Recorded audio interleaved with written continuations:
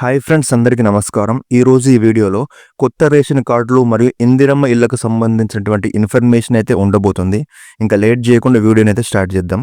Friends, Telangana ప్రభుత్వానికి సంబంధించి ఇటీవల ప్రారంభించినటువంటి 4 ప్రజాపాలన పథకాలను గ్రామాల వారీగా అమలు చేసేందుకు అధికారులు షెడ్యూల్ అయితే ఖరారు చేస్తున్నారు. ఫ్రెండ్స్, ఈ నెల 3వ తేదీ నుంచి లబ్ధిదారుల అకౌంట్లలో నిధులు కూడా జమ చేయనున్నారు.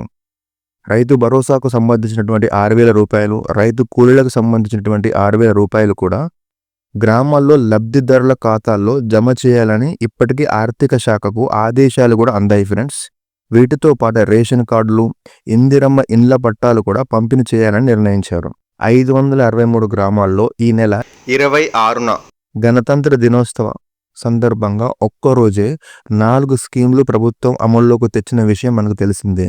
ఇక మిగిలిన గ్రామాలన్నిటిలోనూ రోజు విడిచి రోజు కనీసం 600 గ్రామాల చొప్పున 40 రోజుల సమయంలో, అంటే 40 రోజుల వ్యవధిలో అన్ని గ్రామాల్లో స్కీమ్స్ పూర్తి చేసేలా ప్రభుత్వ అధికారులు అయితే షెడ్యూళ్లు రూపొందించారు. ఫ్రెండ్స్, ఒకవేళ రేషన్ కార్డులపై క్లారిటీ కనుక వస్తే రోజుకొక గ్రామం చొప్పునైనా సరే నెలలోనే పూర్తి ప్రక్రియ చేసే ఆలోచన ఉన్నట్టు కూడా కనిపిస్తుంది. ఫ్రెండ్స్, ఇంకా ఎవరైనా మిగిలిన వారుంటే వారికి 31 మార్చి వరకు కంప్లీట్ చేసేలా ప్రభుత్వం కసరత్తు అయితే చేస్తున్నది.